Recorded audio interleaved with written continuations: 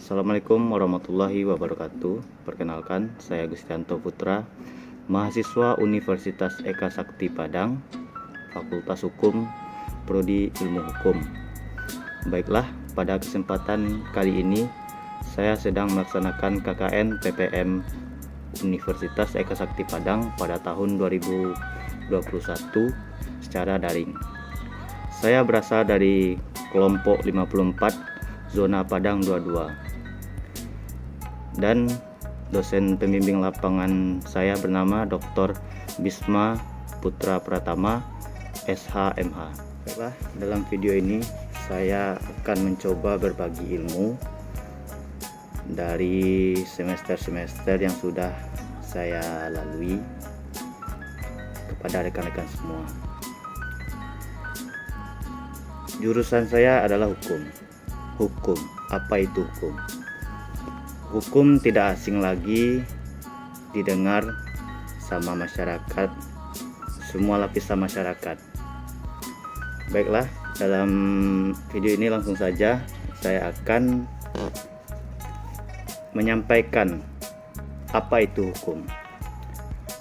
Hukum adalah suatu sistem peraturan dan regulasi yang di dalamnya terdapat aturan dan sanksi yang memiliki tujuan untuk mengendalikan perilaku manusia, menegakkan keadilan dan menjaga ketertiban, serta dan mencegah terjadinya kekacauan di tengah-tengah masyarakat. Ada juga yang menjelaskan bahwa pengertian hukum adalah aturan atau ketentuan yang dibuat secara tertulis maupun tidak tertulis yang isinya mengatur kehidupan masyarakat dan ada pemberian hukum atau sanksi bagi yang melanggarnya peraturan tersebut. Baiklah rekan-rekan semua, dengan adanya hukum di suatu negara, maka semua warga negara memiliki hak atas keadilan dan pembelaan di hadapan hukum yang berlaku. Kita beranjak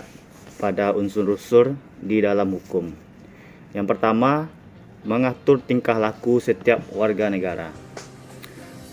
Sebagaimana disebutkan di atas, tujuan utama hukum adalah mengatur perilaku masyarakat itu sendiri. Artinya, segala perilaku interaksi manusia dalam masyarakat diatur dengan undang-undang dan hukum.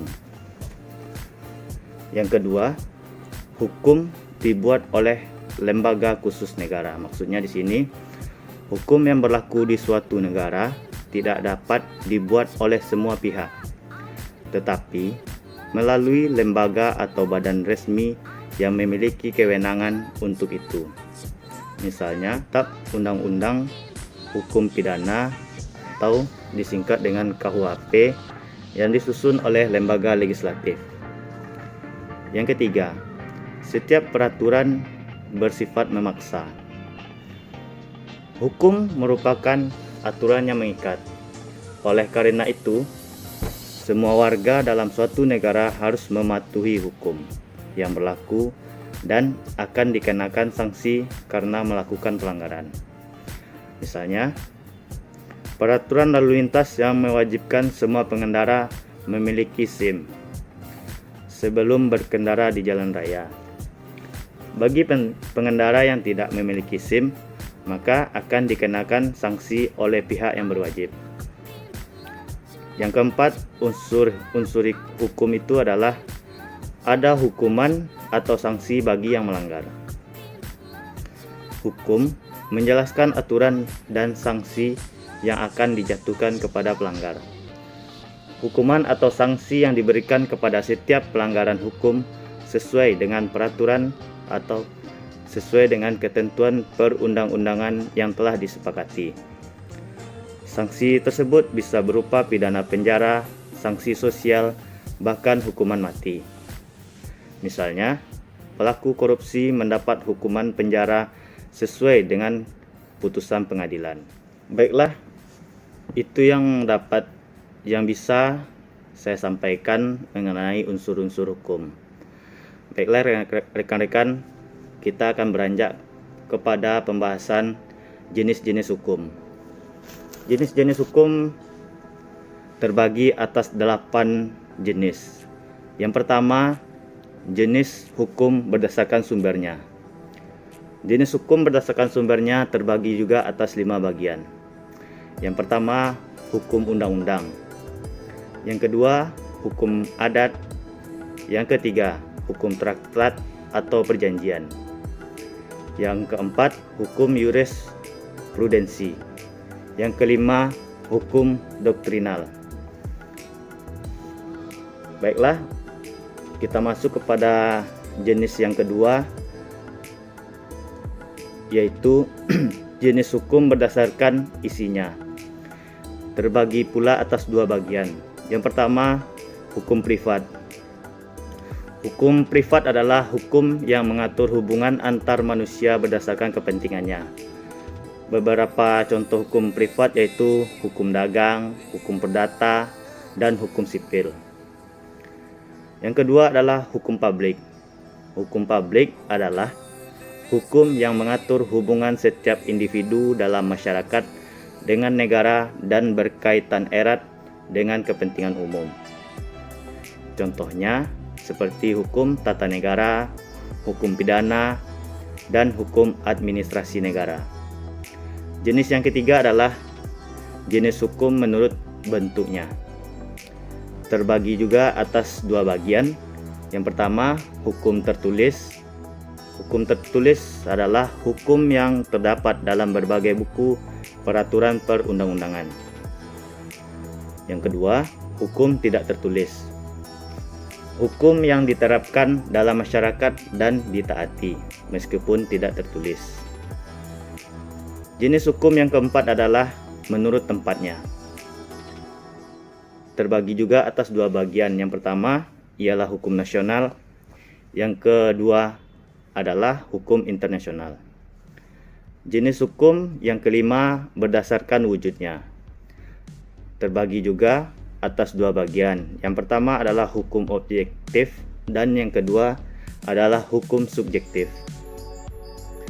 Jenis hukum yang keenam berdasarkan cara mempertahankannya. Dibagi juga atas 2 bagian yaitu hukum material dan hukum formil.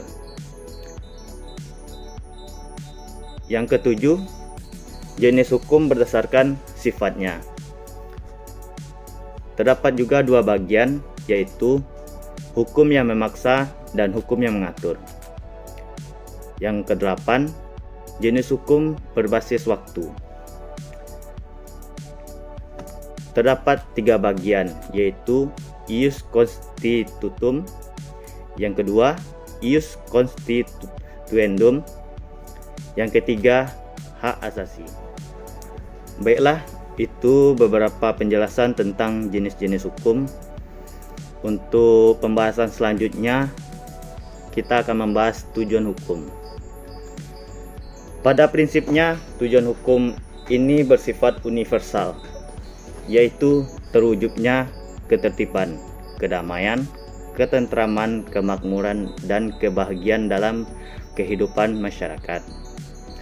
Semua perkara dan konflik yang terjadi di masyarakat dapat diproses melalui pengadilan sesuai dengan ketentuan yang berlaku. Secara umum, berikut saya akan menyampaikan beberapa tujuan hukum. Yang pertama, untuk mengatur interaksi antar manusia dalam masyarakat. Tujuan yang kedua ialah memberikan keamanan, kenyamanan, dan ketentraman bagi seluruh anggota masyarakat.